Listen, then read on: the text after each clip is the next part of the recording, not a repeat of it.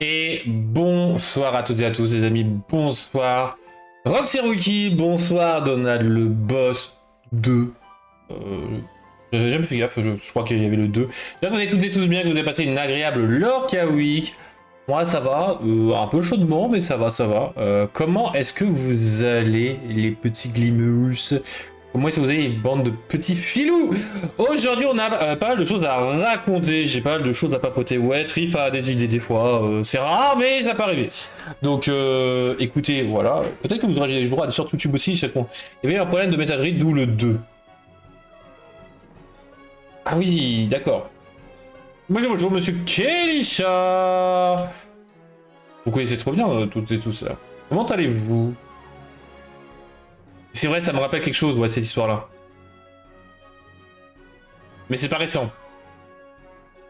Oui, ancien épisode des Berserk. C'est depuis le dernier? Ah ouais? Ah ouais? Incroyable. Bon, bah alors ça me rassure un peu sur le fait que je l'avais pas vu. Bon, voilà, j'ai pas une très bonne vision. J'espère que vous êtes toutes et tous bien. Bonne ouverture. Non, c'est l'épisode, pas le dernier. Ah oui, d'accord, ok. Un ancien, ok. Ok, ok. Mais donc je suis quand même bigleux sur le fait que j'ai oublié le 2. Bon bah écoutez, bah comme dit la chanson sur Twitch, eh bien attaquons l'exercice. On va attaquer les chroniques. On va tout d'abord commencer par les puzzles Lorcana, puisque je vois qu'il y a pas mal de gens qui sont pas forcément au clair là-dessus, donc je me dis bah écoute Trif, on va en reparler, et surtout que j'ai une information qui je crois n'a pas été encore donnée, donc écoutez, on va en profiter. Vous aurez une information en avant-première les amis. Grosse dédicace à notre cher commercial. On connaît la date de sortie? Non. On connaît le mois. Donc, le puzzle, enfin les Disney Lorcana Puzzles sortiront en septembre 2025, ça on le savait déjà. Donc ceux qui disent que c'est en automne, normalement non, parce que quand j'en ai discuté avec Paul, c'était plus en début septembre, donc ce serait plus en été, mais bon c'est pas grave. Donc ce serait septembre. Donc ou je suspecte quand même potentiellement que ça soit au début septembre et qu'on nous présente pendant le festival de Vichy et que nous on va galérer nous personnellement. Tout ce blanc dans le motif, ça sera difficile. Oui, bien sûr, ça doit être ça. Donc, vous allez avoir donc 6 puzzles puisque vous aurez un puzzle par couleur. Donc un puzzle sur la carte émeraude, enfin la couleur émeraude, une pour améthyste, une etc. etc. Des puzzles de 1000 pièces, donc ça va, c'est raisonnable en vrai, 1000 pièces. Bon, sauf pour ceux qui n'ont pas l'habitude des puzzles dans ces cas, c'est un petit challenge. Mais pour moi, 1000 pièces, en vrai, c'est du classique, on va dire. Bon, le challenge commence un peu plus à de 2000. Sauf s'ils sont sans bord, etc. Enfin, des puzzles spécifiquement. Et il y aura une carte promo Disney Lorcana dedans. D'ailleurs, vous me direz si ça vous intéresse de faire un live puzzle. Écoutez, on pourra en faire un. Et donc, cette carte promo là, attention, attention, elle sera identique pour les 6 puzzles. Un peu à l'instar donc de notre cher Villainous, les prémices du mal où vous avez qu'une seule carte. Et bien là aussi, sauf que cette fois-ci, ce sera pour tous les puzzles la même carte. Donc, à voir ce que ça donnera. Je trouve ça un peu dommage. Donc, alors, en quoi c'est une bonne nouvelle? Je sais pas si c'est une bonne ou mauvaise nouvelle. Je pense qu'après tout, c'est qu'une histoire de création, tout ça. Ouais, je suis d'accord avec toi. Bon, après, j'ai un kiff, hein, le puzzle. Après, ça dépend du prix que ça sera. Je pourrais essayer de tout trouver pour prochaine chronique, le prix que ça sera. Voilà, si ça vous intéresse. Mais il me semble que cette information n'avait pas été donnée. Et donc, voilà, je vous la donne. C'est gratuit, c'est Trif. Il régale, sachant que les boutiques sont normalement au courant et qu'apparemment, il y en a plein qui ne sont pas au courant. Et comme c'est ceux qui se font cut, moi non, je me suis pas fait cut et donc je suis heureux. En même temps, je suis pas le genre de boutique à prendre 20 cases, hein, bien loin de là. Mais bon. Donc maintenant, comme le titre vous en a teasé, eh bien on va parler un peu de deck build, on va parler du deck jaune-vert. Alors parce que le deck jaune-vert, d'ailleurs ça fait penser suite à la chanson qu'on a là, Oliver et compagnie, on l'a toujours pas, hein. Mais en tout cas, on a un autre deck jaune-vert suite au chien, à notre cher Belle et le clochard. Voici le deck Hot Dog Hero, donc un mélange entre donc notre cher clochard et le Gogo Tomago, on va dire, Hero, tout ça. Un peu de héros par-ci par-là. Et donc, ce qu'on peut noter qui est un peu étrange, on va dire, ce qui me surprend à peu près, ou qui me donne pas envie en tout cas, ça va être que la réponse est en jouant x3. Alors, ce qui m'étonne un peu, parce que tout simplement, bah, elle sera pas jouée, en théorie, à partir de la rotation. Voilà. Et la Claravel qui cote encore, hein, la Claravel qui cote, hein, clairement. Bon, les autres, elles cotent potentiellement, mais en vrai, ce sont deux cartes qui me donnent pas envie de jouer ce deck-là, dont réponse suite à la rotation, le kit aussi, etc. etc. Il n'y a pas de carte, donc ça m'intéresse pas spécialement. Si ça vous intéresse, eh bien, en tout cas, vous avez la decklist justement là-dessus. J'adore la carte réponse de Grasstron. Elle sera peut-être moins chère après la rotation. Peut-être, ouais. J'aimerais beaucoup, ouais. Compléter mon playset, ce serait bien. Voici donc une decklist Just in Time for Lemon de Nathan Chartrand, assez stylé. D'ailleurs, en parlant sur Insta, pensez à prendre des playsets d'une carte dont je vous parlerai tout à l'heure. Moi, j'ai commencé à vouloir faire le playset, mais il y a certaines cartes qui sont un peu compliquées à récupérer quand même. Mais voilà. Donc, alors, là, il y a des choses qui me dérangent là aussi. Je sais pas pour vous, hein, vous pouvez faire des commentaires bien évidemment. Bah, dans le chat, mais aussi en commentaire, sur les decklists, qu'est-ce que vous aimez, qu'est-ce que vous n'aimez pas. Bah, je vais pas parler de ce que je vais aimer pour le moment, mais j'en parlerai juste après si j'ai pas fait de bêtises. Donc, alors, Invitation au bal et Just in Time, j'ai un peu du mal, puisque bah, vous n'avez pas beaucoup de cartes qui coûtent 5 en vrai. Bah, il y a la Lady, ok, mais techniquement, on va la jouer en alter. Il y a le Cricky, ok, ça je peux comprendre, et encore. En T3, on va préférer jouer d'autres choses. On va le pimper avec le Pegasus Promo des DLC. Ah ouais, tout à fait. Le Pegasus Footboard, justement, bah non, on va pas enlever Just in Time. Et après, pourquoi pas le Dingo, mais bon. En vrai, je trouve pas ça très judicieux de le faire. Donc le Just in Time, surtout le fait que ce soit non grave, ça me pose problème. Ensuite, Lorcana Goons. Alors là, c'est une decklist vraiment spicy, où là, on va un peu plus parler de plein de choses en vrai. Puisque tout d'abord, vous avez Nala et Petit Jean en starter, en x3 et x4, donc en gros 7 starters en 0,4. Je trouve ça excessivement lourd. Après, c'est l'avantage d'avoir des starters qui ont pas mal de vie, qui peuvent comboter avec la Lady. Pourquoi pas, j'avoue, mais bon, je suis pas un grand fan de ce genre de surchargeage de starter. Le Riri en un exemplaire, alors je ne comprends pas le pourquoi du Riri en un exemplaire. Alors j'ai découvert l'effet de ce Riri là, qui est quand même assez bon, hein, parce que c'est un effet à la Pluto, qui est pas mauvais en 2 non ancrables, mais je comprends pas l'intérêt de le jouer dans ce deck là. Alors peut-être pour le jouer dans le clochard, j'en sais rien. Là j'avoue que j'ai du mal. Ce sont des bons pièges pour réponse des 0,4. Ah oui, clairement, les réponses, clairement, moi personnellement, je joue ça, c'est sans jouer la réponse, hein. Ça en mode, hey, regarde, moi j'ai pas mal de vie, tout ça, mais clairement, c'est pour jouer autour des réponses. Ça, je suis d'accord. Mais en jouer 7, maman, dans ce cas, tu joues pas de Honda. Enfin, je trouve que le ratio est un peu bizarre. Le Jack, alors j'ai déjà oublié son effet. Ce qu'il fait. Je comprends pas l'intérêt de ce Jack, enfin de ce Joke plutôt. J'avoue. Donc je ne pas excessivement bon en plus de ça, mais bah, il me semble, si je me souviens bien, c'est que lorsque... Ouais, on va zoomer, hein. Lorsque vous jouez ce personnage, si vous avez au moins 3 personnages en jeu, gagnez 2 éclats de l'or. Ouais. En T4, j'ai du mal, parce qu'il n'y a pas beaucoup de starters, vous avez la Lilo Zombie, ok, pourquoi pas, mais la Lilo Zombie, bah faut payer son code. Enfin, je trouve que c'est un peu maladroit, je trouve que... Mais bon, après c'est une one-off, donc après, pourquoi pas, c'est ancrable. Pourquoi pas. Et j'ai un peu du mal avec cette carte-là. Le Zeus, n'importe quoi, c'est l'inverse. Hades, le Hades jaune. À venir, je vois pas l'intérêt de jouer le Hades. Elle est vraiment pas bonne cette carte-là. Alors s'il y a une mécanique de récupérer des cartes depuis la défausse dans la main, pourquoi pas, mais là, non. Donc, suite à toutes les idées, soit à jeter, soit à prendre, j'ai fait mon deck perso autour de la Lady. La petite Lady, donc du set précédent, de ce set là plutôt. Je sais plus. J'ai un doute. En tout cas, la Lady Starter 0-3, qui gagne 1 de force pour à chaque fois que vous jouez un personnage, et que si elle a 3 de force, eh bien, elle quête à 3. C'est pas mauvais en vrai comme effet, hein. Donc moi j'ai optimisé les starters, donc j'ai mis Lilo parce que j'ai pas envie de donner des personnages adverses parce que je veux jouer par le starter, donc ça fait que si je fais Lilo, si je fais Daisy, bah ça lui donne potentiellement des personnages pour gérer mes boards, donc non. Le petit Stitch parce que je vais jouer le gros Stitch Rockstar pour pouvoir spammer les petits boards. 7-8, hein, c'est ça, hein, c'est ce qui me semblait.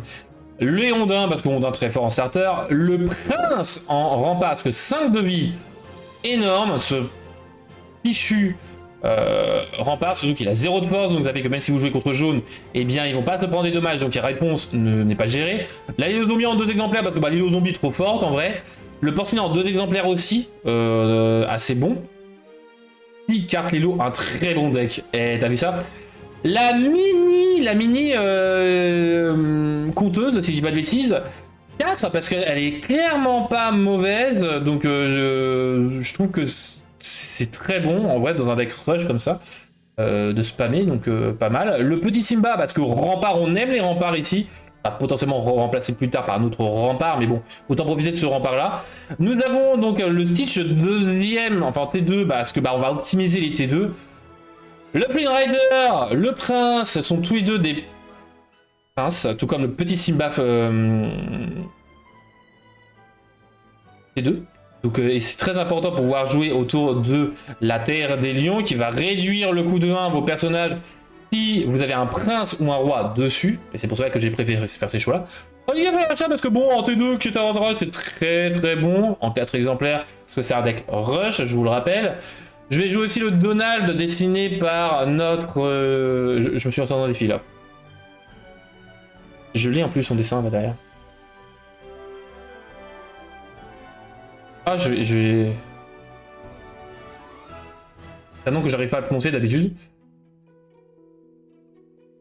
Non! Comment t'appelles-tu? Rochem Van Gool, exactement, Rochem Van Gool. Donc en 4 exemplaires, c'est encore un très bon rempart, un peu ça, il aura un bon effet quand il est géré. La Lady qui coûte 15 balles, malheureusement il faut la jouer en 4 fois, je la prends 2 fois, donc c'est pour ça que je ne pourrai jamais jouer en physique, mais ça permet de spammer encore un peu plus le board, et donc le shootboard en x4 là aussi pour pouvoir jouer autour de Lilo et de Stitch. C'est un deck Lilo Stitch Lady, voilà.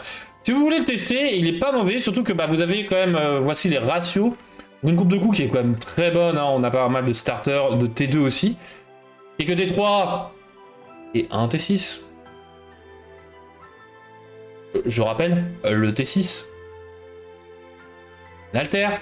Et donc on a par contre pas mal de non-ancrables. Hein. On va pas se mentir que le non-ancrable est violent, mais en vrai le non-ancrable est violent, mais vous avez en deck rush, donc c'est pas très dérangeant.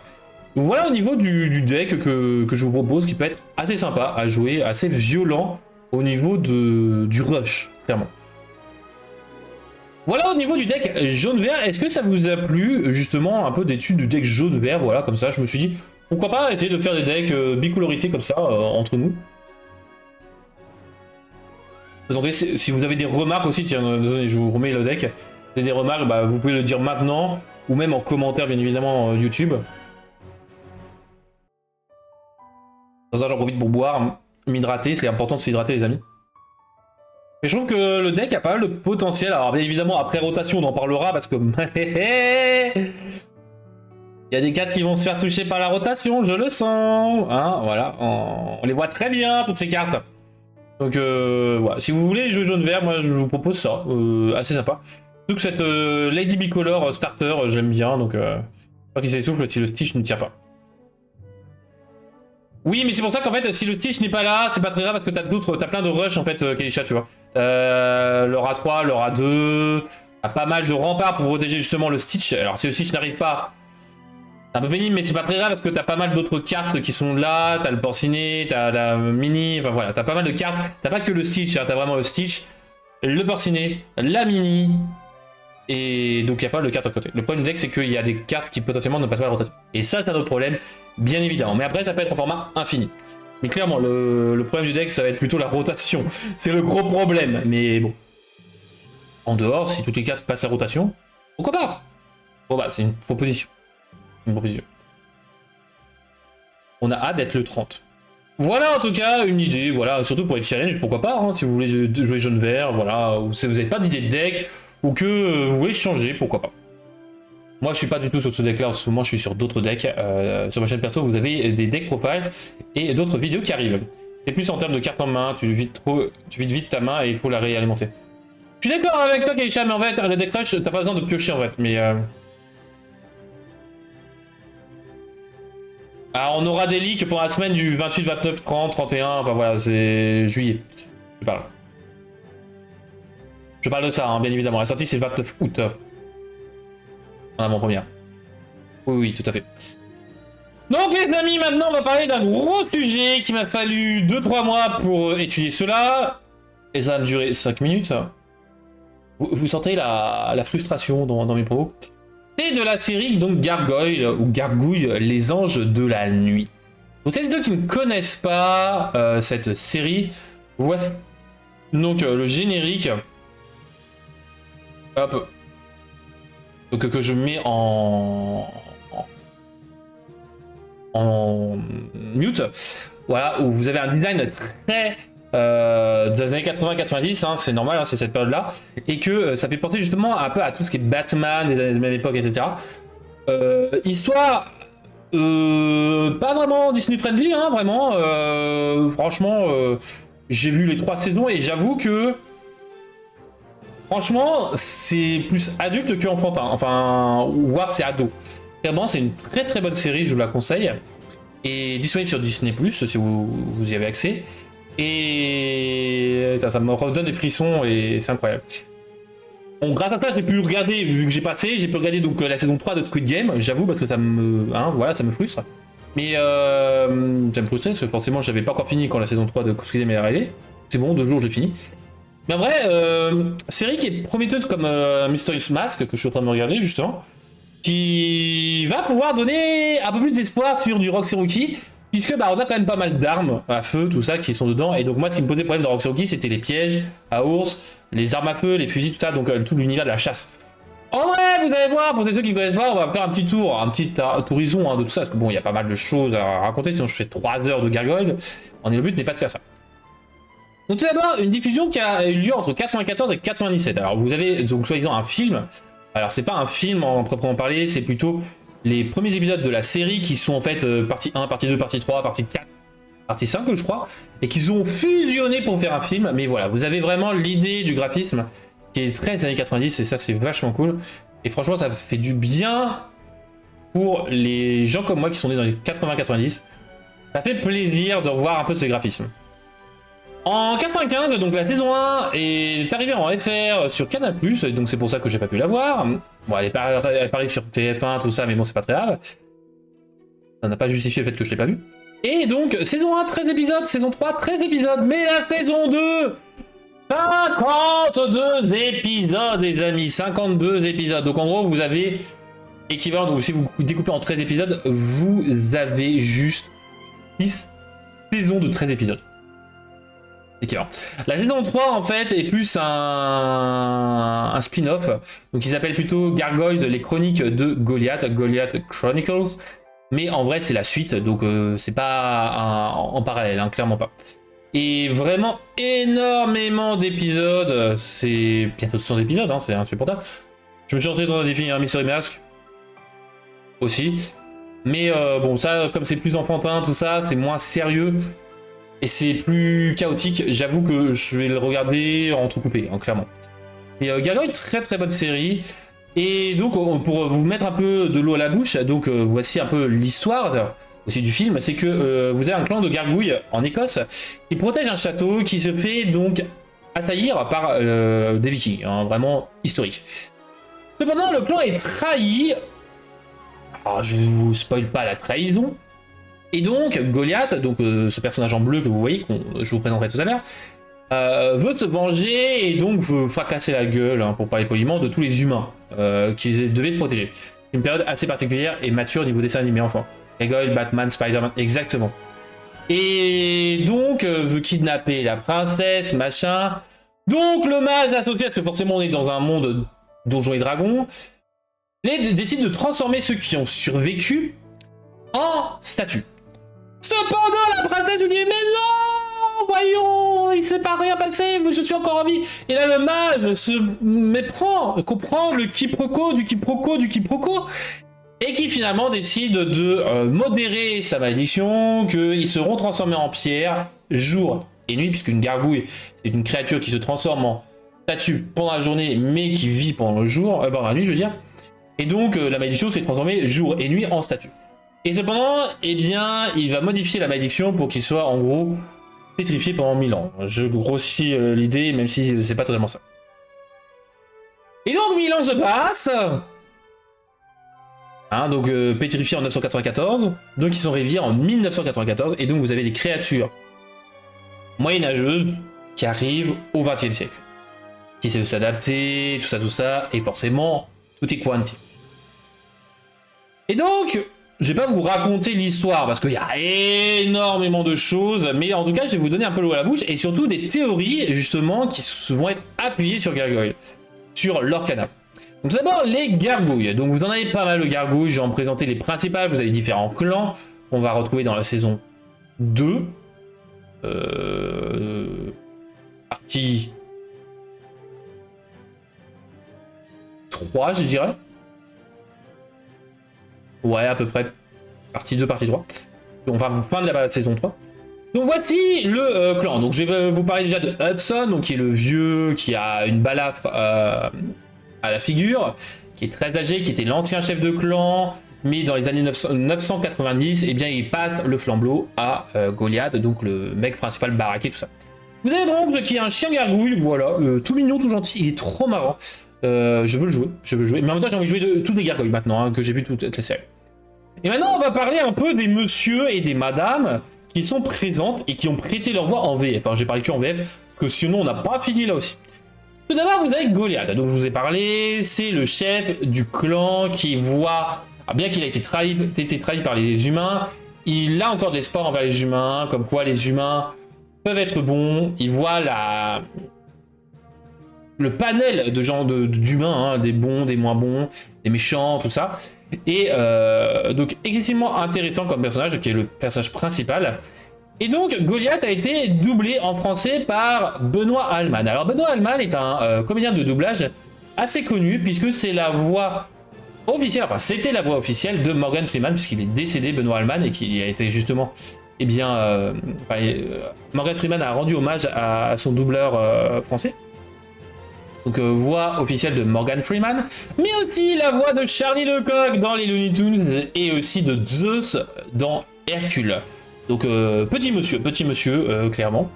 Vous avez aussi donc Angela, donc qui est la fille de Goliath.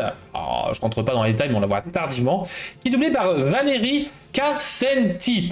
Alors elle, assez connue elle aussi, puisque c'est la voix de Mulan dans Disney, de Juliette dans La Cygne et la Princesse, alors ça c'est pas un dessin animé que je connais réellement, mais aussi de Jasmine, alors pas Jasmine dans les films, mais dans les séries Aladdin, les jeux vidéo, etc. Certains jeux vidéo, pas tous, mais dans les séries Aladdin, Hercule, tout ça, plus dans la Jasmine Disney Channel, quoi. Vous avez Broadway qui est bon, le goinfre de service, qui fait partie des 3 jeunes hein, qu'on voit au premier plan, entre guillemets, et qui va être... Bah, je peux vous spoiler parce qu'en vrai, forcément, il y a une nana, il y a 3 jeunes, vous comprenez qu'il y a un peu de conflit amoureux, ça dure 2 épisodes, c'est lui qui tombe... Enfin, qui finit par être l'amoureux d'Angela. Et ça c'est cool parce qu'en vrai, bah, c'est pas forcément le physique usuel, et donc dans les années 90 c'est cool en vrai. C'est assez bien que cette acceptation du physique, et ça c'est cool. Et dans Broadway, bah lui aussi, hein, petite voix, puisque c'est Gérard Surug. Gérard Surug était la première voix de Bugs Bunny, de Droopy, de Raditz. Ah oui, de Dragon Ball, oui, justement, de Raditz. De Philoctète, là aussi, dans Hercule, et aussi de Zeus, mais pas de Disney, de Valkyrie Apocalypse, pour ceux qui connaissent. Très très bon anime d'ailleurs. Donc j'attends la suite d'ailleurs sur, pas Disney+, mais sur son concurrent Netflix. Vous avez aussi donc Brooklyn, le deuxième jeune que je vais vous présenter, qui a une mâchoire un peu à la oiseau. Hein. C'est vraiment un oiseau gargouille, c'est vraiment une gargouille à la Notre-Dame de Paris. Donc qui est doublé par Philippe Pétieux, qui est donc Brooklyn, le successeur désigné par Goliath s'il venait à disparaître. Philippe Pétieux, bon, lui aussi, petit nom. Le pingouin depuis, et plus généralement, la voix officielle de Danny DeVito, mais qui a été d'abord sa voix dans du Pingouin et qui a suivi sa carrière, mais aussi juste la toute petite voix de Homer Simpson, donc et de Abraham Simpson, et aussi de Otto Bus dans les Simpsons. Petite voix, ce monsieur, petite voix, et j'avoue que Brooklyn a une voix très proche de Otto, mais qui est très différente de celle de Homer et de Abraham. Donc petit monsieur, clairement. Donc, ces personnages-là sont très attachants, mais mon préféré va être Lexington. Lexington, bah, en même temps, c'est le savant, c'est le scientifique, voilà, qui s'intéresse vraiment à tout ce qui est électronique, informatique, tout ça. Et donc, et puis bon, on est proches l'un et l'autre. Hein. Voilà, assez cool. J'aime bien qu'il y a en plus de ça la forme en mode vraiment écureuil volant, vraiment il va plus planer. Parce que justement les gargouilles ne volent pas, elles planent. Et je trouve très attachant ce petit Lexington. Et donc lui il est doublé par Cédric Dumont. Cédric Dumont, alors, lui aussi petit nom. Vous allez comprendre que franchement le CV de la série est totalement ouf. Hein. Et je les ai pas tous pris, hein, parce que sinon on n'a pas fini, mais je prends les personnages principaux. Il a fait Francis dans Malcolm. Alors pour ceux qui connaissent Vampire Diaries, c'est la voix de Damon Salvatore de Jan Sommerhalder. De Jason Biggs, donc qui est l'acteur qui joue Jim dans American Pie. Kogu, adulte dans Le Roi Lion 2. Polochon dans La Petite Sirène 2, donc Polochon adulte, mais encore Sly dans le jeu vidéo, hein, Sly Cooper. Donc vraiment... Grand monsieur. Et donc là, ce sont les gargouilles gentilles de ce clan. Cependant, eh bien forcément, il y a eu trahison dans le clan, ce qui veut dire qu'il y en a qui voient forcément le mal chez les humains. Et donc, c'est l'ancienne épouse de Goliath qui va devenir la méchante et qui va se faire appeler Démona. D'ailleurs, j'ai oublié de marquer le nom. La voici, hein, on voit la leader de Angela, Démona, forcément. Doublée par Véronique Angerot. Angerot, petit nom aussi, hein, donc comment dire, on avait tout à l'heure Homer, bah Véronique Angerot, c'est la voix officielle de Marge Simpson et donc toute la famille de Marge, de Lois Lane, de Poison Ivy, de Carmen Sandiego dans la série éponyme, Sarah Connor et aussi René Russo, notre chère Freya dans les films Thor par exemple. Donc en vrai... Là aussi, franchement, enfin, je pense que c'est celle qui a le plus grand CV, enfin, plus grand, pas le plus grand, mais le plus haut, on va dire, hein, parce que, enfin, franchement, tout est incroyable, enfin, à part Carmen Sandiego qui est un peu une anecdote pour moi, mais en vrai, je trouve ça assez incroyable, donc assez gros CV. Et donc maintenant, passons aux humains, parce que là, c'est une partie des espèces, hein, des races, parce que là, vous avez la première race, ce sont les humains, justement, deuxième race, les gargouilles, et on parlera de la troisième race juste après. Enfin, vraiment la race au niveau Donjons et Dragons. Donc les humains, bah forcément celle qui va croire en les gargouilles, ça va être notre chère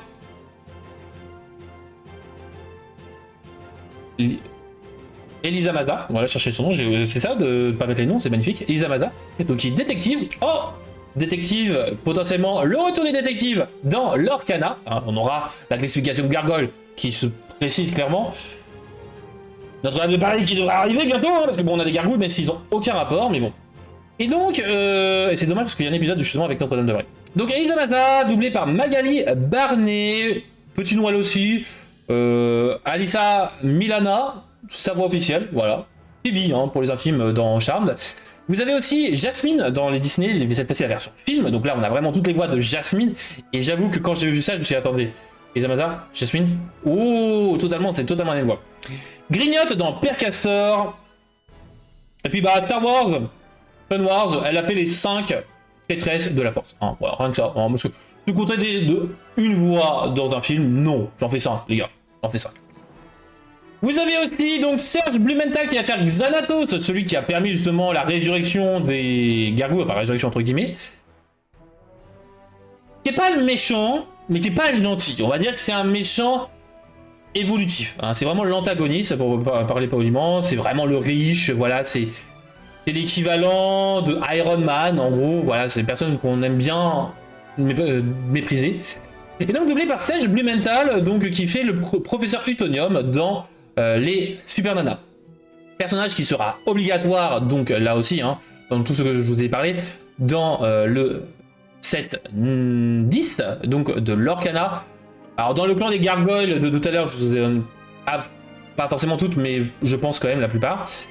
Et on aura aussi Macbeth. Et oui, Macbeth, parce que oui, hein, Gargoyle c'est légèrement inspiré de toutes les œuvres de Shakespeare. Hein. De toute façon, c'est les années 90, ils se sont dit bon, on va prendre Shakespeare. Hein. Roi Lion, Gargoyle, tout. Allez, c'est bon. Donne. Donc, et oui, c'est Macbeth, et justement, c'est vraiment le personnage de Macbeth de Shakespeare. Doublé par Henri Poirier, qui, bon, lui aussi, petit nom, c'est un bras raccourci, qui c'est le Père Noël dans L'étrange Noël de Monsieur Jack. Et voilà, au niveau des doubleurs, j'en aurais fini. Macbeth est un personnage assez compliqué, assez complexe, qui est trahi, persécuté, chasseur. Ouais, il a des airs de Jean Rochefort, clairement. Et vraiment, j'aimerais qu'il soit dedans, s'il vous plaît, ce serait excellent. Parce que Macbeth est un personnage incroyable et qui pourrait, pour ceux qui ont vu la série, comboter très bien avec Demona. J'aimerais beaucoup. Ensuite, vous avez donc d'autres humains qui va être le pack. Alors, vous avez donc un clan qui va évoluer. Vous avez le pack, donc première génération, tout en haut. Donc, qui va être des stars qui sont au service de Xanatos. Cependant, vous comprenez qu'en fait, donc la rousse du milieu, Fox, en gros, c'est un pack qui ont des noms de Canidé, va être en fait le cerveau bis de Xanatos, hein, c'est vraiment sa seconde, et en fait elle va devenir sa femme. Et ils vont se servir du pack, donc des 4 autres, donc Yena, Coyote, etc., Wolf, et il me manque un. Je sais plus lequel que c'est. Non, Coyote, c'est pas, en plus de ça, c'est pas Coyote, Yena, bref, vous m'avez compris, Coyote ça va être le gros robot en bas. Et finalement, ils vont se rendre compte qu'ils se font manipuler. Et donc, t'as un robot de Xanatos, donc Coyote, le gros en bas à gauche, qui va proposer donc aux 4 autres, aux 4 sbires, de finalement se liguer, d'utiliser tout le savoir de Xanatos, donc en clonage, etc., en génétique, tout ça, pour avoir le pack mais en version améliorée. Donc, vous avez le pack en version améliorée, donc Wolf va préférer la génétique, d'autres vont préférer la robotique, etc. Hein. Donc vraiment c'est assez cool. Donc là on voit très clairement une version Floodborne, clairement, se dessiner, et potentiellement des robots justement, Yena et son frère. Voilà au niveau des humains. Et après vous avez d'autres races. Tout d'abord vous avez la race des mutants, donc ce sont des gargouilles, mais génétiquement modifiés. Donc des humains qui ont été un peu maltraités par un savant fou, ça les Xanatos aussi, et qui voulaient justement reproduire des gargouilles, mais ça s'est mal passé, donc ça a créé des mutants, donc le clan assez sympa. Je pense pas qu'on les aura de suite. Peut-être plus tard, peut-être qu'on en aura un ou deux, mais je suis pas totalement sûr. On a la 3e race. Alors là, on va aller rentrer dans le vif, parce que, donc en gros, ce sont Oberon, sa femme Titania, et les enfants d'Oberon, les fils d'Oberon. Donc vous avez Wotan, alias Odin, la Dame Blanche ou la Banshee. Vous avez Puck, un petit elfe espiègle. Vous avez Anansi, donc une démon africaine. Vous avez Raven, donc qui est un chaman amérindien. Coyote, un esprit justement amérindien. Et Anubis, et oui, le dieu Anubis est le fils d'Oberon. Donc là, on va avoir du lourd, on va avoir des divinités encore une fois, et ça c'est cool. Mais par contre, on n'aura pas tort tout ça, hein. Faut se calmer, mais voilà. Donc on aura Odin quand même, malgré le fait que Marvel ne soit pas dedans. Mais pourquoi pas, et on aura risque potentiellement d'en avoir d'autres, parce qu'on voit des illustrations, donc genre la Méduse, etc. Mais la Méduse fait partie déjà de Hercule, la série, donc d'ailleurs j'aimerais bien que Hercule, la série, arrive rapidement. Nous avons aussi donc les clones, parce que là ce sont des clones, mais vraiment clones, c'est pas des mutants, ce sont des clones génétiques, enfin base génétique. Vous avez 2 types. Vous avez tout d'abord Tailog qui va être le clone de Goliath. Et après vous avez d'autres clones qui sont une grosse... Suite à une commande de Tailog. Hein. Voilà, c'est Tailog qui dit je me sens seul les gars, faites-moi des frères et des sœurs. Je vais pouvoir manipuler par contre les gars, parce que moi je veux être le chef d'un clan. Voilà. Tailog va être un méchant gargouille, hein, clairement. Puisque son but c'est que je veux manipuler tout le monde avec de l'argent. Alors que les gargouilles s'en foutent royalement de l'argent et du pouvoir. En règle générale. Et maintenant, on va parler du vif du sujet. On a aussi le clan des nouveaux Olympiens, puisque on a quelques épisodes sur les nouveaux Olympiens. La série a été annoncée dans leur canal. Et oui, dans la saison 10, le 7-10, je veux dire. 7-10, ils arrivent, Gargoyle, avec Taram et le chevron magique, justement. C'est pour ça que j'en parle. C'est pour ça que ça annonce du lourd. Et en plus de cela, ça rebondit sur ma théorie, puisqu'on a les nouveaux Olympiens, donc qui sont les descendants de certaines divinités, créatures mythologiques de l'Olympe, hein, de la mythologie grecque, qui se sont un peu éloignés, tout ça, donc ils se font appeler les nouveaux Olympiens, et qu'on voit apparaître. Mais dans les Olympiens, c'est qu'on a, justement Hadès. Et donc justement, potentiellement, les Glimmers feront alliance avec les nouveaux Olympiens pour affronter Hadès. Tout sera de sens. Cela aura du sens, et ça, c'est assez dingue. Donc voilà, ce qui appuie encore plus le fait que pour moi, le méchant du prochain set, de la prochaine année, c'est vraiment Hadès. Hein. Pour ceux qui... Ça, voilà, hein, pour moi, c'est vraiment le méchant classique par excellence. Donc, en mode... comment c'est que le nom du prochain set bref, vous avez compris, ça correspond bien encore à la mythologie, tout ça. Donc en vrai, Hadès représente bien. Donc ça, c'est cool. Moi, je suis content sur le fait que Hadès, ça soit encore validé là-dessus. Et voilà. Donc moi, je vous conseille de regarder la série. Franchement, ça se fait. Moi, je les rush. Hein. Je l'ai pas crush. En 1 mois et demi, je l'ai fait. Tous les soirs, je vous fais ça, genre 5 épisodes. Matin et soir. Certains soirs où je m'en faisais que 1 ou 2. Hein. Mais franchement, ça se fait. Elle est très bien. Alors, bien évidemment, pas pour les enfants. Mais elle est excellente pour adultes et ados. Franchement, je vous conseille fortement. Voilà au niveau de Gargoyle, les anges de la nuit. Et maintenant, je vous propose une nouvelle mécanique en théorie. Alors, pourquoi est-ce que je vous parle d'une nouvelle mécanique? Parce que bah, forcément, chaque année annonce une nouvelle mécanique. Mais, et je dis bien un mais, pour moi, il y a un indice. Puisqu'en effet, on a eu une annonce qui est Mister Mask qui arrive donc au set 9. Au set 10, on a Gargoyle, Taram. Et en théorie, on devrait avoir donc set 11 du Pixar. Du Pixar dit souvent Toy Story, hein, on va pas se mentir. Et l'année prochaine, on devrait avoir Pocahontas. Quand, on ne sait pas, mais Pocahontas, c'est vraiment Roxy Rookie. S'il vous plaît. Je crois que je vais faire des posts en mode j'espère qu'en même temps que Pocahontas, on aura Roxy Rookie, sinon il y a un problème là au bout d'un moment. La nature, bordel. Donc, comme indice, je vous propose donc les gargouilles. Les gargouilles donc de Gargoyle. Et plus précisément, on va se partir. J'attends Pocahontas avec impatience. Ah bah, pour moi, oui, parce que si on a Roxy Rookie, c'est avec Pocahontas au bout d'un moment. Hein. Ou avant, j'espère. Et donc, pour cet indice-là, et pour cette mécanique-là, je vais me baser sur Magic the Gathering avec l'extension Innistrad. Les jouer comme nouvelle mécanique. Alors, oui et non.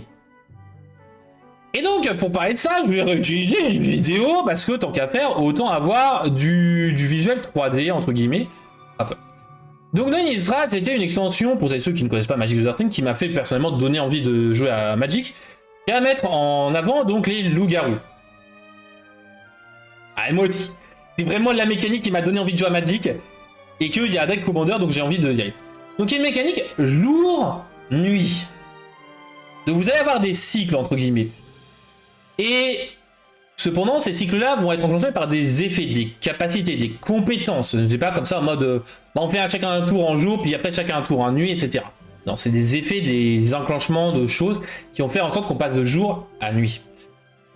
Et alors, à quoi ça sert de faire de jour à nuit? Donc ça, c'est une carte là que vous avez à côté pour marquer jour-nuit, hein, tout simplement pour éviter d'oublier on est en jour, on est en nuit. Non, c'est vraiment à côté, voilà. Un peu comme le compteur de l'or, en gros, hein, si vous voulez. Et donc, à quoi ça sert? Bah, qui dit jour-nuit et loup-garou dit forcément transformation. Plus précisément, vous allez avoir des cartes qui vont être recto-verso. Si vous êtes en jour, vous allez avoir le Tavern Ruffian, par exemple, ici, et sa compétence, donc Day Pound. Donc, si un joueur ne paye pas de magie, de carte magie, de spell, durant son propre tour, alors dans ces cas-là, on passe à la nuit. Et dans ces cas-là, hop, si on passe en nuit, eh bien le Tavern Ruffian va se transformer en version loup-garou, le Tavern Smasher. Et donc ce sont des cartes recto-verso, et donc ça c'est assez cool. Et c'est une mécanique que j'aime énormément, qui est propre à Magic, parce que je ne connais pas d'autres, qui va justement fonctionner sur de mécaniques de recto-verso. Vous allez jouer gratuitement, classiquement, et comment est-ce que ça va se jouer? Bah ça on va en discuter un peu plus. Alors pourquoi est-ce que je suspecte que cette mécanique-là va rentrer dans l'Orcana? Donc elle ne serait pas jouable en tournoi Arcana comme il faut des sleeves opaques. Je te discuterai comment est-ce que ça fonctionne, Donald. Et donc vous avez donc 2 cartes gauche et droite, jour et nuit. Et donc ce serait que bah justement vous aurez en mode jour le mode statue et en mode nuit le mode gargouille. Mais pareillement, vous auriez une mécanique de jouer en mode objet ou jouer en perso justement pour les personnages de Toy Story. Parce que bon, en règle générale, bon, ils vont être comme ça pendant la journée et ils vont un peu plus se bouger pendant la nuit, même si c'est pas totalement vrai. Mais en règle générale, c'est comme ça. Hein. C'est comme un peu les gargouilles, il y a des exceptions, tout ça. Donc en vrai, ça pourrait fonctionner à peu près pas mal de mécaniques comme ça. Et moi, je trouverais ça assez stylé. Ou bien les gars, je vais garder ça pour les gargouilles, ça pourrait être assez cool. Et j'imagine les gargouilles en mode nuit vénère et en mode statue, bah en fait, elles sont inertes, hein, elles sont inactives en gros. Elles peuvent rien faire, elles peuvent rien faire, clairement. Et donc, pour peut-être ceux qui ne connaissent pas la mécanique, les règles des cartes recto-verso, eh bien, je vais vous présenter cette mécanique-là. Tout d'abord, bah, c'est des cartes qui ont 2 faces, hein, donc il n'y a pas de verso.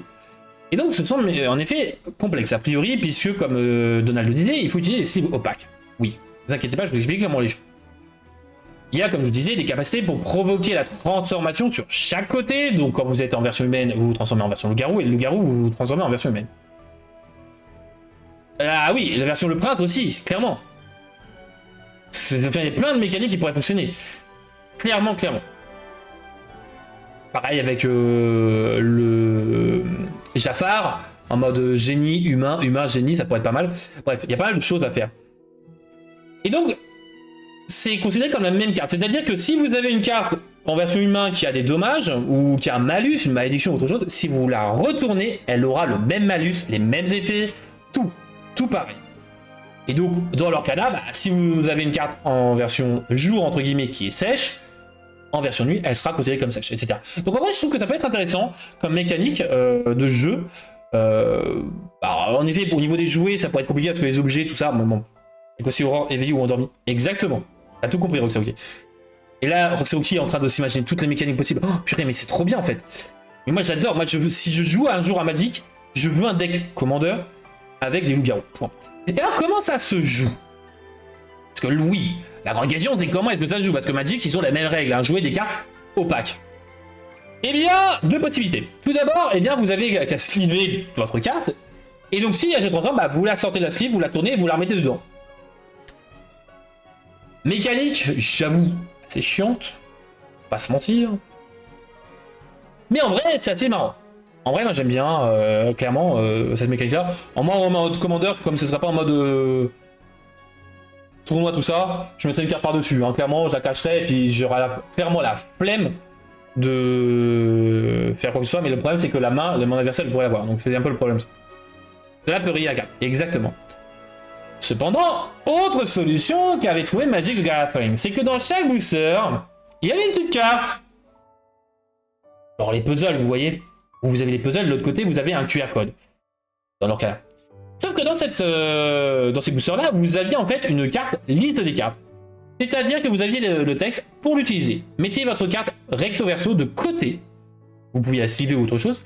Et cochez sur cette carte liste le nom de la carte recto-verso qu'elle représente. Assurez-vous que votre marqueur ne soit pas visible depuis le dos de la carte liste des cartes et cochez uniquement un nom de carte recto-verso sur chaque carte. En gros, c'est comme si vous aviez une proxy. Vous mettiez une coche et voilà, ça représentait votre carte. Donc ça, c'était vachement cool. Et donc ça faisait que vous aviez donc jour, nuit, juste avec une seule carte. Et ça, c'est cool. Vous aviez juste votre proxy dedans qui représente votre carte recto. Et vous aviez votre carte à côté pour représenter la carte que ça pouvait être. Donc ça, c'est assez bien. Enfin, dans une boîte, hein, bien évidemment, pas visible de tout le monde. Sauf si vous étiez en train de la jouer, forcément, vous la mettez de sortie. Mais franchement, c'est une carte, enfin une mécanique qui peut fonctionner clairement dans l'Orcana. Surtout qu'on a pas mal de cartes qui servent à rien, entre guillemets. Bon, mais à part le puzzle. Que j'ai enfin fini! J'ai enfin fini! Il manquait une carte! Merci à la personne qui ne regardera pas la vidéo, bien évidemment, parce qu'il ne regarde pas Twitch et YouTube. Mais si par hasard il regarde la vidéo, merci à lui. J'ai enfin la carte numéro 7 de l'histoire. Incroyable. Et donc voilà, je sais pas si vous kiffez cette mécanique, donc Keisha, comme moi, il aime la mécanique. Moi, j'avais testé sur l'émulateur, et donc c'est assez cool. Il manque encore pas mal de cartes puzzle. Bah après, tu finiras ton virtuel, tu me diras, bien évidemment, Rockstar, ok. Pour ceux que je dois donner des cartes, si vous me dites qu'il vous manque des cartes puzzle, je vous les envoie par occasion. Si je les ai. La numéro 7, je vous préviens de suite, je l'ai eu condensé à exemplaires, c'est pour moi. C'est hors de question. Et donc voilà, maintenant passons au Lore Tia Bourse, la chronique que vous aimez bien, et j'avais bien raison de ne pas trop préparer, puisque vu l'heure, ouais. J'avais une autre chronique qui aurait fait plaisir à Donald, mais ça sera la semaine prochaine. Pour le Lore Tia Bourse, on va parler justement juste des cartes normales, mais légendaires. Alors, le règne du Jafar, il y a de la hausse, il y a de la hausse de prix, vous avez le Dingo, et je suis content de l'avoir commandé maintenant, qui passe de 10 à 12. Elle va devenir très forte cette carte, attention, attention. Lilo qui passe de 13 à 15. Et oui, parce que Lilo est très très bonne comme carte. Franchement, elle est excellente, la carte. Je la trouve pas stylée en enchanté, mais par contre, elle est excellente. Malgré qu'elle soit pas utilisée, moi je trouve qu'elle a énormément de potentiel. Grosse dédicace, hein, on le sait très bien. Stitch, lui aussi qui a beaucoup de potentiel, par contre il est que à 4, donc bon, il passe de 3 à 4. Et le Ratigan de 4 à 5. Je suis content, hein, moi je commence à compléter plus que mon playset là, donc allez-y, hein, donnez de l'argent, allez-y, je vais... Mettez-la à 60 € ce Ratigan là, je la vends direct. Voilà au niveau du règne du Jafar, sinon ça reste, hein, Raya, Namari, tout ça, ça reste. Raya qui est la réponse qui ont du mal, mais bon, j'ai un peu du mal à comprendre le pourquoi du comment, comme ça. Les autres sets, qu'en est-il? Eh bien, le premier chapitre, eh bien, nous avons le Stitch Surfer qui baisse de 5 à 4 €. Peut-être une suspicion qui ne nous a pas réédité. Tandis que la Hades qui remonte, hein, qui on à trader. Alors, très certainement des achats compulsifs pour le challenge. Donc, très certainement, possible. Alors, spoiler, je vous ai pas fait le prix du Jafar du challenge. Actuellement, il y a 30 € a priori sur Card Market. Donc, on en discutera à partir de la semaine prochaine. Là, c'était le premier week-end, donc ça valait pas forcément le coup de regarder le prix actuel. Rise of the Floodborn, mais je le mettrai comme comparatif, bien évidemment. Rise of the Floodborn, on a juste une baisse de SCAT qui va de 5 à 3 €, et ça me fait plaisir, parce que je l'ai pas en fait dans ma collection, donc en vrai, ça me fait plaisir. Tout le reste reste, et là, je vous conseille de prendre ces Blanche-Neige. Pas du tout, il a lieu le 10 août. Donc je vous ferai un point, c'est le dernier week-end. Blanche-Neige Floodborn, je vous conseille parce que c'est une princesse qui peut chanter facilement, et donc Blanche-Neige, c'est une licence qui est fortement appréciée, donc... Je vous conseille de la prendre parce que pour le moment elle est pas très chère. Pour le dingo, la première est à 9,50 €. Ah, ça a baissé un petit peu. Il y a eu des ventes, ok. Ou alors c'est parce qu'il y a une à 9,50 €, une à genre 10 € et après ça part directement à 12 et donc je suis parti directement à 12. Donc ça va risquer de partir rapidement. Mais je vous conseille de les prendre rapidement parce que franchement c'est une carte excellente. J'ai un deck là qui est en train de se monter. Ça peut faire du mal, ça peut faire du sale. Il risque de ne pas passer à la rotation, totalement. Mais bon, après, il y a des cartes qui peuvent changer, clairement. Qu'est-ce qu'on a dans Into the England? Eh bien, on a une baisse de Jafar. Bah ouais, parce que Jafar, le Floodborn n'est pas suffisamment bon, forcément. Hein. C'est pas un deck excellent. Et qui passera pas à la rotation, hein, parce que malheureusement, on se rêve bleu. Ciao! Robin des Bois qui remonte un peu. Bon, ça, c'est des achats compulsifs. Hein. Il y en a 5 avant. 12 €. Ah ouais, donc il y a eu des ventes entre temps. Il y a eu des mises en vente entre temps. Bon, en même temps, c'est jour férié, donc potentiellement, les gens se font... basé sur le fait de mettre en vente leurs cartes. Clairement, hein, moi j'ai profité pour trier mes cartes Rise, hein, donc je vais bientôt fini. Let's go, ça fait 4 mois qu'elles étaient là, pas triées. Je commence, malheureusement il n'y a pas encore de carte market, mais en vrai j'ai commencé à avoir une bonne base de cartes carte market de Rise. Donc voilà. Le retour d'Ursula, dernier set qui ne passera pas la rotation, et bien on a une baisse de 6 sous et de Diablo. Alors Diablo, lui, je l'ai marqué parce qu'il y a une ou deux cartes qui sont à 15 €, après ça passe à 18-19 €. Mais en vrai, ça prouve qu'il y a une volonté de se débarrasser du Diablo qui ne passera pas la banlist. Il y a de fortes chances, donc attendez encore un peu. Que malheureusement, ce pauvre Diablo, il va se prendre un coup de fusil dans la figure. Je le sens clairement. La Sissou, elle aussi, malheureusement, mais ça fait plaisir, elle passe à 10 €. Récupération playset bientôt, ça fait plaisir. Et là on parle donc des sets qui résisteront encore et toujours à la rotation, qui vont être donc tout d'abord Ciel Scintillant, le Mufasa qui remonte, hein, qui passe enfin le deuxième stade, donc qui passe à 6 €, c'est cool. Enfin, pour moi, ce moi je l'ai. playset et en enchanté, ça t'en fait plaisir. La mer Azurite, bah ça reste, hein. Y a rien qui change. Bon, après, il y a des petits changements de 50 centimes par-ci par-là. Le Maui demi-requin, c'est pareil, vous pouvez en trouver un petit peu en dessous, mais on va dire que c'est un peu louche quand même. Quand vous voyez le prix à 50 et qu'il y en a qui veulent le vendre à genre à 37 €, hein, voilà, il y a une grande baisse, c'est un peu bizarre. Ou après, c'est la qualité qui est near mint, enfin, qui est en good, etc., qui est pas bonne, etc., donc bon, pourquoi pas. Et dans l'île d'Arcadia, eh bien, on a juste une petite hausse du Balthazar Picsou qui passe de 17 à 18 €. Sinon, ça reste à 50 centimes près à chaque fois pour chacun, vraiment. Tamatoa qui reste à peu près à 46 € là aussi. Au bout d'un moment, quand on est dans la troisième tranche, hein, au bout d'un moment, à 1 € près, voilà, je fais une moyenne. Ah, c'est pour se donner une idée, hein, clairement, parce que franchement, 47 ou 48 €, pour moi, c'est la même chose, hein, clairement. Et donc voilà, j'ai parlé de pas mal de choses, les amis. On parle maintenant sur quoi. Alerte à Malibu, non. Alerte au Lorca Quiz, le petit jeu que vous aimez bien. On va pas en faire beaucoup, je pense. On va peut-être en faire qu'une seule session. Et ça, c'est cool, parce que comme ça, j'en aurai déjà de préparer pour la semaine prochaine. Et le live de la semaine prochaine sera très certainement pas très fourni, mis à part du card market. Mais waouh. On verra bien j'aurai bien ce que je ferai la semaine prochaine si j'ai le temps, surtout. Donc tout d'abord, on va parler sur le Lorca Quote, le Lorca Citation. Les réponses que nous cherchons se trouvent de l'autre côté de ce labyrinthe. Je le sais. The answers we're looking for are on the other side of that maze. I just know it. What is this card with this quote? Quelle est cette carte? Alice. Pas du tout, ce n'est pas Alice. Non. Quelle est cette carte avec cette citation?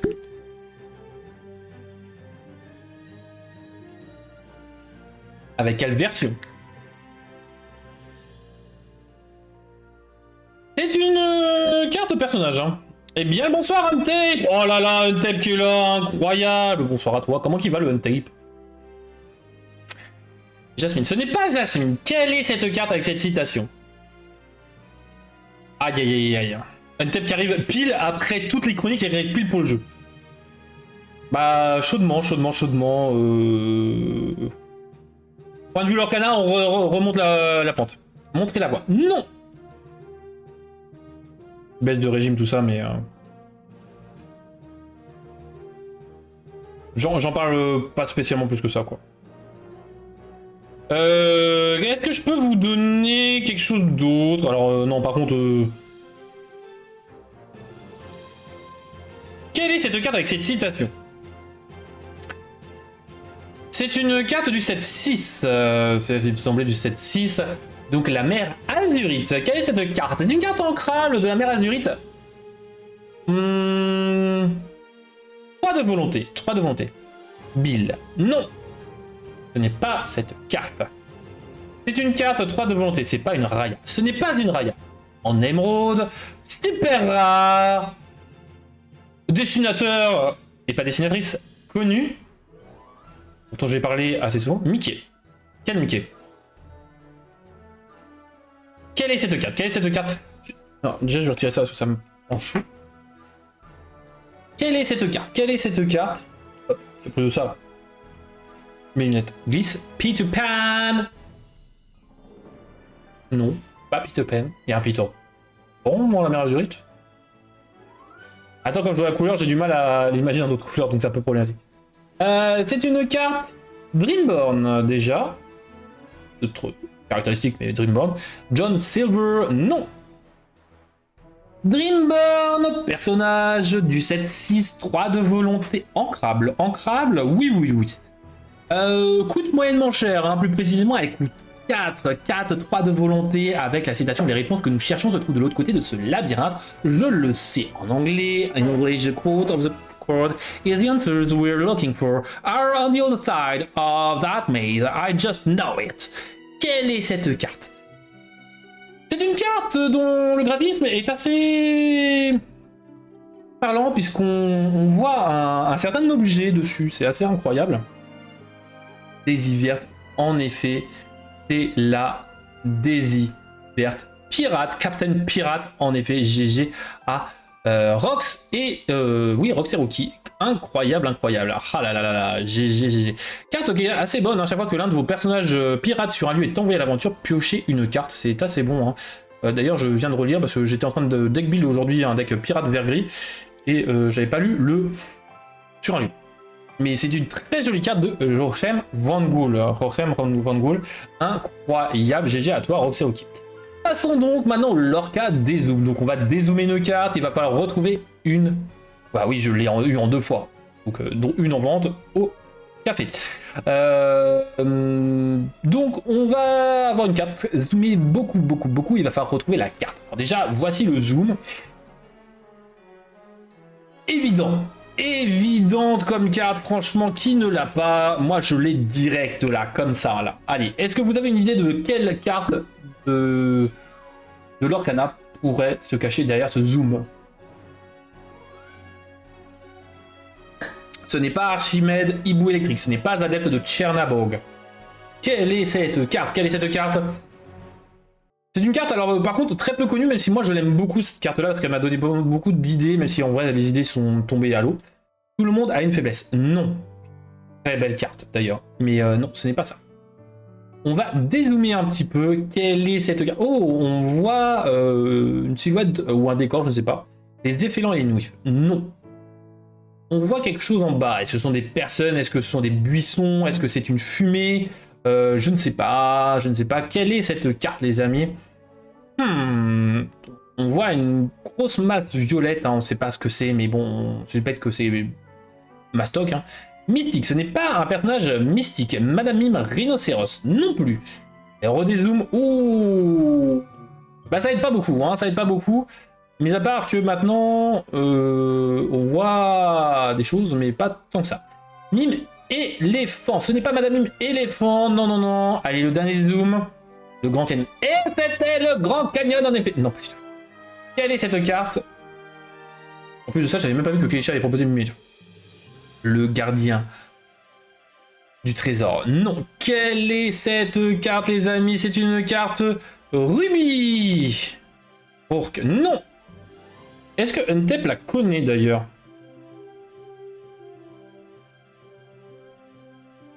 Est-ce que quelqu'un la connaît? Nous avons de la visite. Oh là là là là là là, GG, nous avons de la visite. Une carte avec Tiberius Rourke en premier plan, qui est incroyable. Moi, je l'aime beaucoup cette carte-là. Donc, redresser tous vos personnages, il gagne combattant pour le reste de ce tour. Donc, c'est vachement stylé parce que ça peut comboter justement avec une autre carte qui dit qu'à chaque fois qu'un combattant défie, vous gagnez 1 $. Et que je pensais. Ah, et ben voilà, c'est une action. Non ancrable par contre. Hein.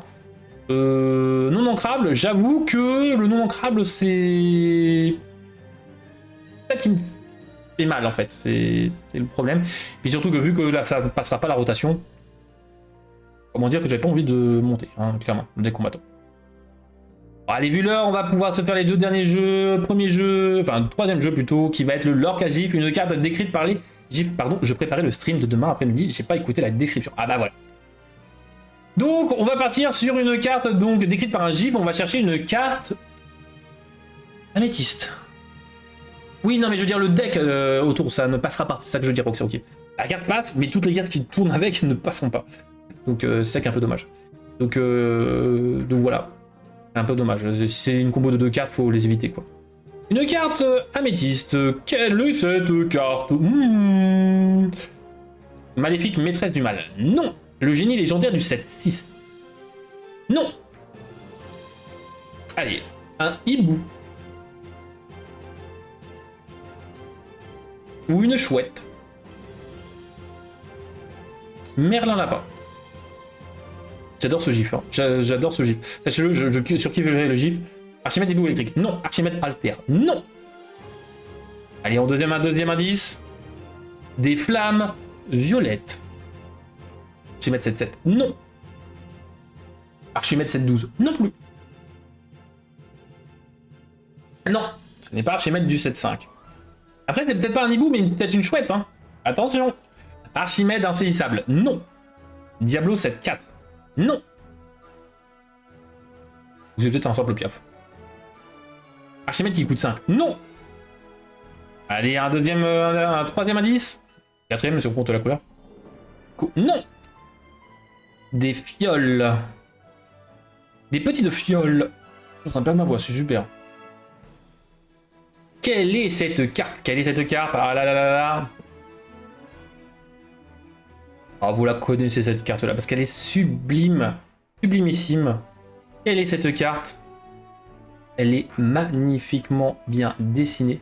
Merlin métamorphe. Non! Ah là là, vous ne l'avez pas, hein? Vous ne l'avez pas, vous ne l'avez pas. Allez. Une flamme bleue! Violette! Flamme bleue! Et fioles! Ce piaf là qui arrête pas de jongler comme ça. Merlin métamorphe. Non. Offrir un don. Non. La reine. Non. Je sais quelle reine, mais en tout cas, c'est pas une reine. Ah là là. Aussi difficile, sachant qu'il y a 2 fioles. Concocter la potion. Non. Peut-être que le nombre de fioles est importante. Quelle est cette carte? Et la couleur, peut-être aussi. La fiole est importante. Quelle est cette carte? Allez, le dernier gif, vous allez la voir directement. Un crâne. Quelle est cette carte, les amis? Ah là là là là. Est-ce que c'est une carte monochrome ou une carte bicolore? À vous de le deviner. Quelle est cette carte? Ah là là là. Il y avait peut-être des petits pièges dedans. Pas des fausses indications, bien évidemment, mais il y avait potentiellement des pièges. Quelle est cette carte? Ah là là là là. Personne ne l'a trouvé. Oh là là là là. Mais non. Vous pouvez pas faire ça. Vous pouvez pas. Pikachu. Et c'était en effet Pikachu. Non, pas du tout. Quelle est cette carte? C'est une carte du 7-7. Ah là là là. C'est en effet assez intéressant, j'avoue. Personnage. 4 de force, 6 de volonté, quêtant à 2. Skeletor, non. 6 non ancrables du 7-7. Aïe aïe aïe aïe. Peut-être que les yeux jaunes vous indiqueront. Et c'était en effet le Hades débit d'enfer. Roxeruki et Vixis GG. Alors la description qui a été. Bon bah la flamme bleue. Voilà, les fioles. La flamme violette. Voilà, hein, c'était pas non plus très compliqué. Le crâne, bon alors bien évidemment ça pouvait représenter la mort, les yeux jaunes, et aussi le crâne qu'il a sur sa tunique. Et la chouette ou le hibou, eh bien c'était l'île d'Arcadia qu'on voit au bout, là au fond. Ah là là, c'est pour ça que je vous ai dit un hibou ou une chouette pour vous indiquer que c'était l'île d'Arcadia, potentiellement derrière caché. Ah là là, mais GG à toi Roxeruki. Les 2 fioles roses, forcément, vous obtiendrez un gros bénéfice. À qui dit-il cela? Ça, on le saura pas. Et le dernier jeu pour se terminer quand même, parce que bon, on va faire plaisir à tout le monde, le Lorca Pixel. Le Lorca Pixel, Isma aurait pu être candidate. Oui et non, parce que les flammes ne correspondaient pas, et le crâne de mort. Ah si, parce que sur les fioles, oui, il y a les crânes de mort. Ouais, peut-être. Allez, une carte pixelisée, il faut la retrouver. Elle va se dépixeliser au fur et à mesure, vous inquiétez pas. C'est de revoir Isma. Là non. Là non, je ne crois pas. Non. Encore cette carte! Exactement, Lilo fait un vœu. Non. Là, il n'y a pas les... Non. Et là non plus. Ah, en vrai... Bah, Isma, non. En tout cas, pas en violette. Mirabelle Madrigal, enfant. Non. Dingo légendaire, non. Lady avec le couffin, non. Allez. On dépixelise. Quelle est cette carte? Quelle est cette carte? Bon, alors là, un peu plus du mal à connaître, hein, je pense. Hein, Darling, non. Ce que j'aime bien, c'est que vous faites potentiellement avoir sur le jaune de la décoration de la carte. Hein. Vous tombez tous dans le jaune, hein. Si ça se trouve, c'est pas du jaune. Hein. Et d'ailleurs, techniquement, vous savez quelles sont les couleurs. Ou la couleur de la carte. Quelle est cette carte, les amis? Radcliffe. Non. J'ai du mal à Radcliffe. Là, je me suis dit Radcliffe. Mais non, Fanta, c'est plus tard. La bête bicolore, non. Et c'est en effet les Raptou escrocs à la petite semaine. GG à toi, Donald, le boss. Incroyable, incroyable. On va s'arrêter là, les amis. Non, parce que vous allez avoir un jeu pour gagner encore une carte promo. Et oui, on fait gagner les cartes promo ici. D'ailleurs, pour ceux qui ont gagné des cartes promo, dites-moi aussi si vous avez des cartes puzzle qui vous manquent. Je vous les enverrai en même temps. A priori, la grève est finie. Donc voilà. Question pour une carte promo, en l'occurrence, la Anna briseuse de glace. Et oui, il m'en reste encore. Est-ce que gagner une carte promo? On m'a appelé. Un tel qui veut gagner une carte promo de Anna briseuse de glace. Celle-ci, celle-là. Question qui va falloir répondre sur YouTube en commentaire. Combien de cartes ont un effet nécessitant d'avoir une Anna sur le terrain pour s'activer? Je répète. Et j'éclaircis un peu la question. Combien de cartes, en gros des Elsa, hein, pas que des Elsa, mais peut-être que des Elsa, ont un effet qui nécessite d'avoir un personnage Anna sur votre terrain pour pouvoir s'activer. Par exemple, lorsque vous jouez ce personnage, si vous avez un personnage Anna en jeu, patati patata. Donc combien y en a-t-il de versions différentes, enfin de cartes avec des versions différentes, hein, parce que bien évidemment c'est un peu plus compliqué. Mais ça, en tout cas, je vous laisse marquer ça en commentaire sur YouTube, et après je ferai un tirage au sort la semaine prochaine sur Twitch, avec le Scindé. Non, c'est pas le bon là. Le Scindé, le voici, le voilà. Il est beau, le Scindé, il est beau. 4, 1, 2, 3, 4. Ah, voilà. Donc, après, est-ce que c'est réellement 2? Je connais pas la réponse, j'ai pas cherché, mais je peux le trouver rapidement. Je peux dire si c'est la bonne ou la mauvaise réponse déjà, Untape. Donc voilà, je vous laisse en compagnie de cette réflexion, les amis. On se dit à la prochaine. C'était Triff et les Glimmers. Le mot de la fin. Le mot de la fin. Gargoyle. Gargoyle, série incroyable que je vous conseille de regarder. Par contre, elle prend du temps, encore une fois. Voilà. Si vous voulez revoir les informations parce que vous avez raté, hop, vous regardez la rediff directement. Et vous kifferez potentiellement Gargoyle et vous aurez envie de la regarder. Bon feu d'artifice du 14 juillet à toutes et à tous pour celles et ceux qui en ont un. Moi, j'en ai pas. Et moi, ça fait que je vais pouvoir en profiter pour, Rompiche. Ça fait plaisir. On se dit à la prochaine. Bonne Lorca Week, bon Lorca Dodo, bonne Lorca soirée. C'était Triff et les Glimmers. Des bisous, les amis. Bye bye.